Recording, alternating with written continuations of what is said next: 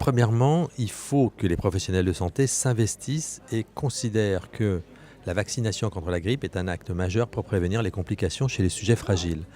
Cette notion de banalisation de la grippe, c'est quelque chose qui est très largement répandu dans la société. Les patients viennent consulter le médecin généraliste en disant: mais non, moi j'ai jamais fait de grippe de ma vie.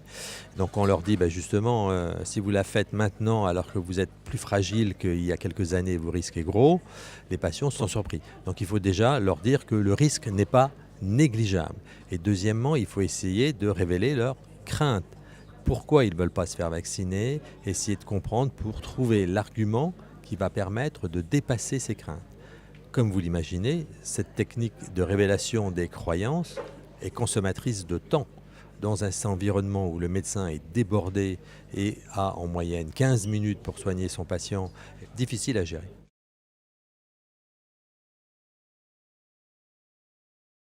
Alors moi j'utilise deux arguments. Le bénéfice pour lui, et donc quelquefois je suis un peu dur dans la façon d'exprimer les faits en lui disant qu'il risque de mourir. Et ce serait quand même dommage, alors qu'il y a un vaccin qui permet de solutionner le risque de faire la maladie, de décéder d'une grippe, alors qu'on le traite depuis 10 ans pour une insuffisance coronarienne après un infarctus et qu'il n'a jamais décompensé.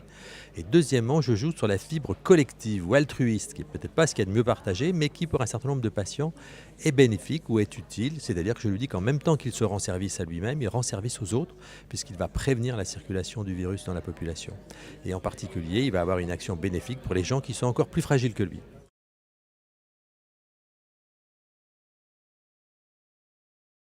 Eh bien, en période de vaccination, c'est-à-dire la période où on arrive maintenant, chez un sujet qui entre dans le cabinet et qui vient donc pour un suivi de pathologie chronique, c'est le moment idéal et dès son arrivée dans le cabinet. Parce qu'à ce moment-là, on aura plusieurs fois la possibilité de revenir à la charge pour essayer d'obtenir son adhésion. Au fait, vous avez reçu votre invitation à vous faire vacciner, vous avez acheté votre vaccin, voilà, et on répète au cours de la consultation, ça va vite.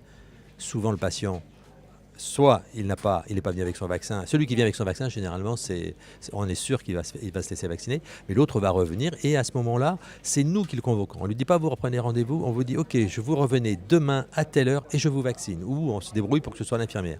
Mais d'une manière générale, si vous prenez le rendez-vous et que vous le notez sur son carnet et sur votre agenda, à ce moment-là, vous avez plus de chances de voir le patient revenir. Ça s'apparente un peu à l'entretien motivationnel. On essaye de savoir, mais pourquoi, et on apporte toujours une solution à cette réponse pour obtenir l'adhésion du patient.